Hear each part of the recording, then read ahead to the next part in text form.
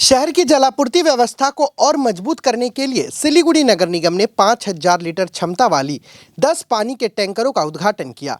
इस दौरान सिलीगुड़ी नगर निगम के मेयर गौतम देव, डिप्टी मेयर रंजन सरकार, MMIC दुलाल दत्त एवं मानिक दे समेत नगर निगम के कई अन्य अधिकारी मौजूद थे।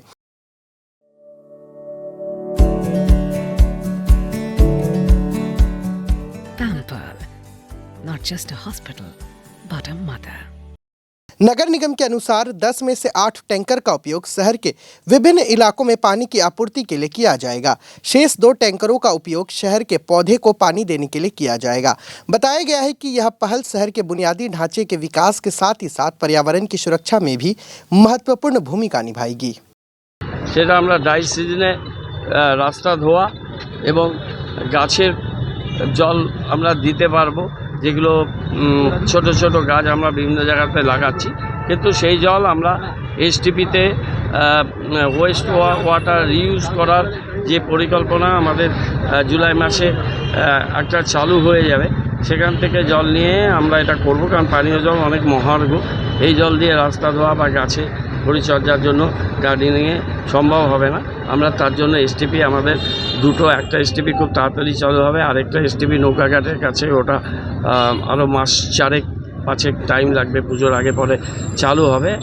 আর এসটিপি 3 আর 2 এসটিপি 1টার কাজ শুরুর প্রক্রিয়া চালাতে বলেছে, আমরা সেই প্রক্রিয়া করছি, ওটা অনেক সময় লাগবে। এই দুটো এসটিপি এবং আমাদের একটা ডিপ টিউবওয়েল আছে ডাম্পিং গ্রাউন্ডে, সেখান থেকেও আমরা কিছু জল পাবো, সেই জল দিয়ে আমরা এই কাজটা করব। এবং এই নিয়ে আমাদের 36টা জলের ট্যাঙ্ক, আমরা আগে অল্প কটা ছিল, 10-12টা ছিল, আমাদের 36টা জলের ট্যাঙ্ক আমরা এই 3 বছরের মধ্যে সেই সংখ্যা বাড়াতে পেরেছি। এবং মানুষের প্রয়োজনে, মানুষের কাজে এই পরিষেবা কাজে লাগবে।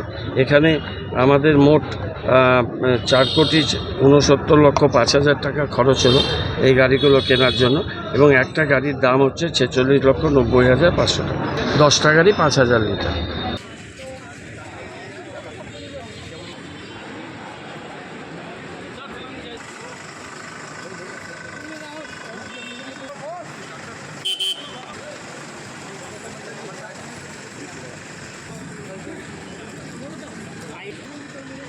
মোবাইল ঢোকালে হবে না তো ভাই।